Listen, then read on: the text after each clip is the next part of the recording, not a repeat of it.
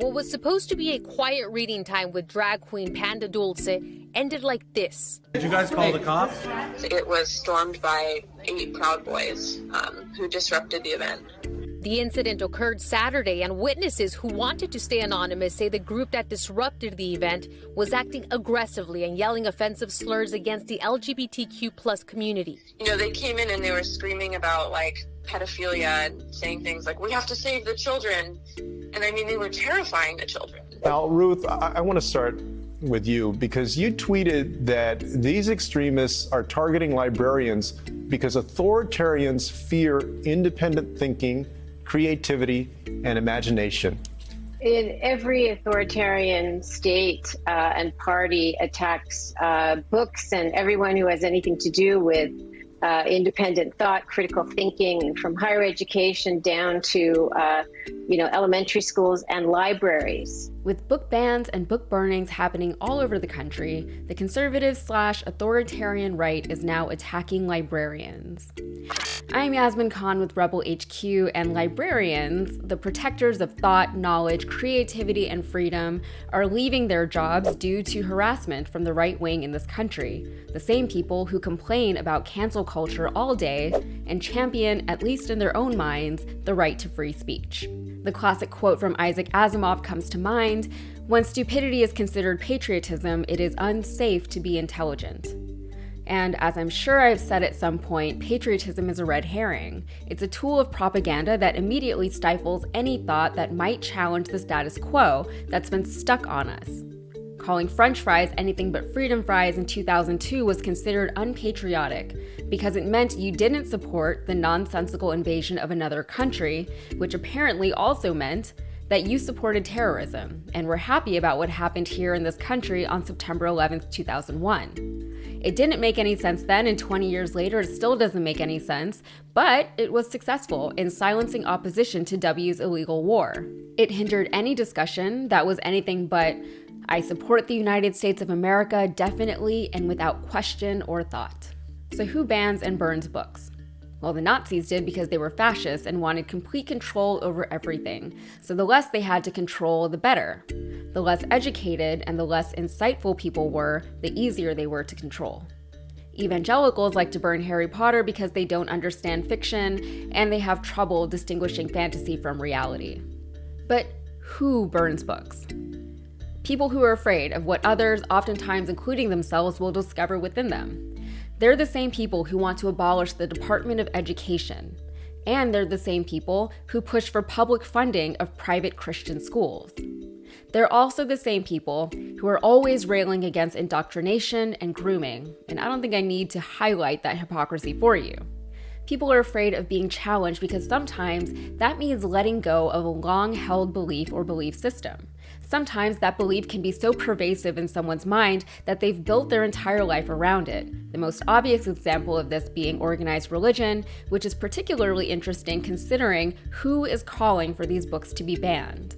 I mentioned this in a previous video, but back in college, I took a seminar called The Bible as Literature. It was a reading of the Bible not as the Word of God and not as any sort of cosmic truth, but as any other mythology or collective work of fiction, because let's be honest, that's what it is. What I didn't mention previously was that the class was small. It started with maybe 10 students, but after the first class, as with many classes, some kids dropped it. One girl stood out though. She admitted in that first class that she was wary of taking the class in the first place because she was a devout Christian. She said she was challenging herself when she registered for it, and she confessed to being afraid of how well she'd be able to perform in the class, meaning she wasn't sure that she'd be able to read the Bible as anything but an absolute truth. She dropped the class. She couldn't do it. Libraries are very threatening, public libraries, because they're places that combat polarization. They're essential to democracy because people from different backgrounds, different political beliefs come to the library, and it's a community thing. And that's exactly what the far-right extremists want to ruin for us. It's hard to blame her though. Apart from the mental and emotional toll it can take on someone to think differently about something from how they had previously thought of it, it's a whole cultural shift. In an attempt to empathize with the deliberately closed-minded, They could lose their communities. They could become alienated from their close friends and from their family members. Maybe they would have to think differently about how they're raising their children, which could put them in opposition with their partners. Maybe they would need to find a whole new job, and they'd have the monumental task ahead of them to see the entire world with a strange set of eyes until eventually, their eyes could adjust. For a time, they'd have to live in a world that they no longer understood, and they'd have to adapt to a world in which they no longer knew their place. It'd be like if any of us suddenly went full MAGA QAnon. I'd imagine that'd be quite a tangible and difficult adjustment for most of us, but the level of disruption that would occur in one's life can probably be linked to how convicted they were in their beliefs to begin with. I've more or less been a lifelong progressive, even though I may not have consciously carried that label in the past, but I can still explore more conservative beliefs. It doesn't mean that I'll adopt them as my own, but I can at least try to understand where others are coming from. But you have to ask yourself, why would anyone want to destroy or even ban a book? Why would anyone discourage reading and learning? Well, because the more you read, the less people can influence you or manipulate you. In a society that's been so deliberately polarized by political and corporate figures, books are not conducive to the type of reality that they're hoping to build and perpetuate. A reality where the world is black or white. A reality where questions are discouraged. A reality where free thought is dangerous. A reality where innovation is stifled and creativity is feared. It's a reality where the Bible is the only book that you need. Today's culture has been largely shaped by pop culture. Social media, of course, has played an astronomical role in shaping the minds of today, a phenomenon that has transcended generational relevancy to impact the young, the old, and whichever group I'm in. But even before the advent of social media, which is barely 20 years old unless you're counting Zynga, television was driving the culture. More and more people were consuming content in ways that succeeded in shortening their attention spans, which doesn't exactly encourage contemplation, understanding, or retention. Soon your brain becomes exhausted anytime it has to think too hard about any one thing. It craves the dopamine hit of another TikTok video. And it's fooled into thinking that any sense of deep knowledge or expertise can actually be obtained via 30-second snippets of snark and gotcha. I'm on TikTok now, which is something that I've actually resisted pretty strongly in the past, and I still have a lot of mixed feelings about the platform for reasons that I'm sure you can imagine by now. But generally speaking, the problem with platforms like TikTok, Instagram, or even Twitter is all the same. They simply don't give you enough time or space to develop a full thought or premise. They're not designed to. They're designed to grab attention and keep people on the apps for as long as possible. They traffic in your attention and they profit off of it. At best, they can and I think should be used as jumping off points. If you learn about something new on TikTok, read up on it more. Don't assume you know everything about the topic because some content creator gave you a few bullet points in the middle of all their jump cuts.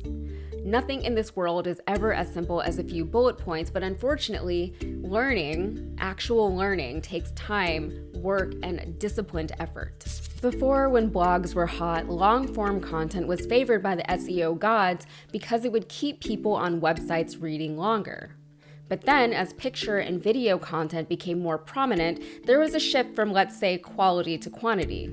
Instead, short-form content became more favorable because it was easier for creators to produce frequently and in bulk, it was easier for viewers to digest, and it kept people scrolling down their feeds, consuming video after video after video, all the while not really getting a whole lot out of it. There is no nuance on social media because nuance doesn't get likes.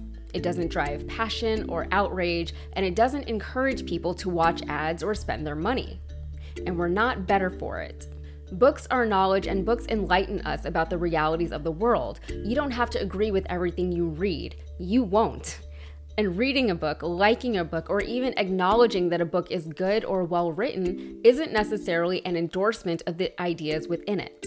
I had thought that these were obvious truths, but now I'm not so sure.